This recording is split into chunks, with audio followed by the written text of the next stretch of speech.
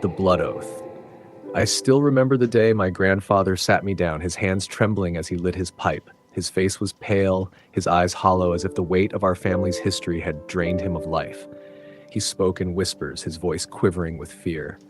"Kalechi, there's something you must know," he began. "Our family is cursed. We made a promise to a god, a promise we broke." At the time, I thought it was just the ramblings of an old man. Something about a shrine, a blood debt, and a god called Eze Ogwu.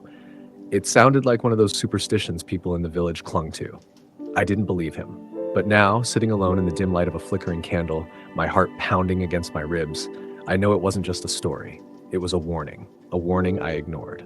My name is Kalechi, and I am the last living male in my family, at least for now. The curse, the blood oath, it has claimed everyone before me. My father, my uncle, my grandfather, all taken in the dead of night. And now it's coming for me.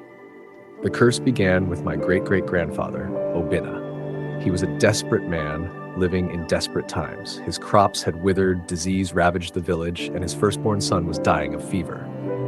In his despair, Obinna turned to the forest, to the forbidden shrine of Eze Ogwu, the ancient god of blood and sacrifice. Obinna made a pact, a blood oath, with the deity. In exchange for prosperity and protection, he promised to sacrifice an animal every 7 years at the altar deep in the forest. For decades, the pact was honored. His family thrived, his crops flourished, and his descendants grew strong. But as time passed, the world changed. The shrine was abandoned, swallowed by the forest, and later destroyed by those who sought to erase the old ways. The sacrifices stopped, the debt went unpaid, and then the deaths began. I was 12 when my father died. It was a cold, moonless night in January. I woke to the sound of my mother's screams, the kind of wail that cuts through the soul. I ran to their room, my heart pounding, and found him lying on the bed. His face was twisted in terror, his eyes wide open, staring at something only he could see. There was no explanation for his death. The doctor said it was a heart attack, but I knew better. The elders whispered of Eze Ogwu, of broken promises and unpaid debts. My mother refused to speak of it, her eyes always avoiding mine when I asked questions. After my father's death, life became a shadow of what it once was. My mother grew distant, her laughter silenced by grief, and I tried to forget.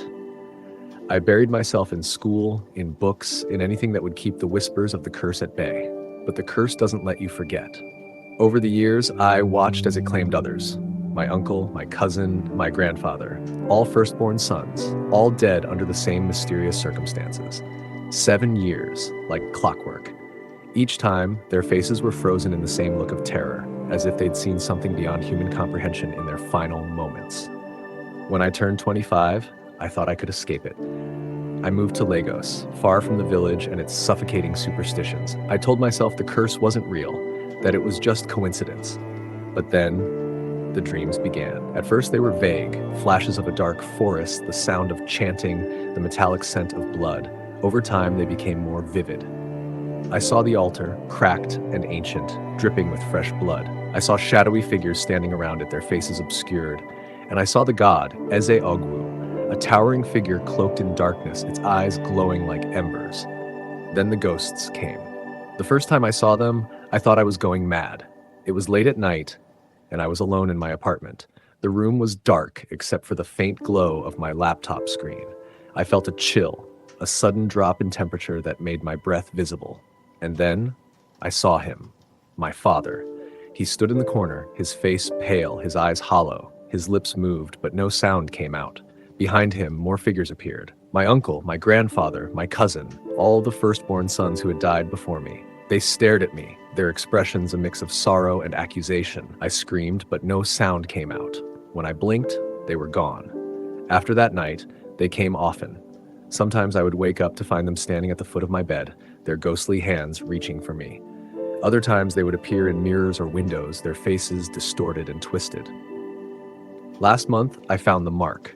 It was a scar just above my heart, shaped like a jagged circle. It pulsed with a dull, burning heat, and no matter how hard I tried, I couldn't cover it up.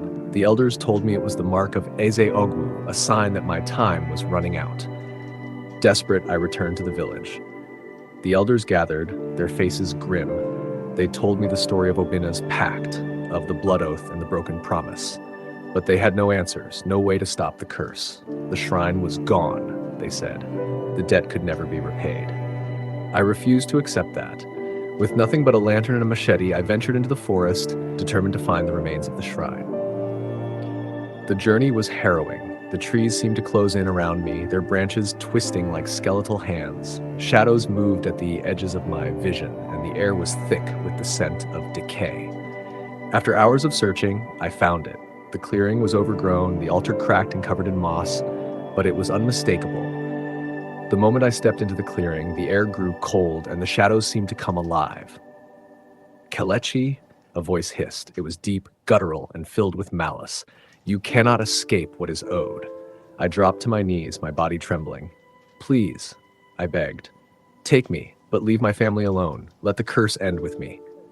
The voice laughed, a sound that rattled my bones. The blood debt is eternal. You cannot bargain with what you do not own.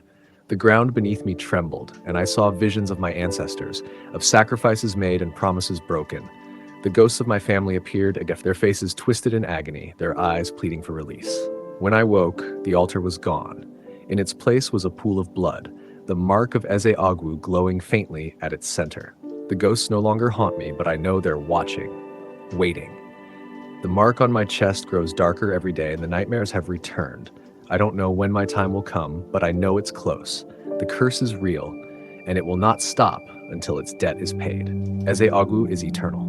The blood oath cannot be broken, and even after I am gone, the curse will live on.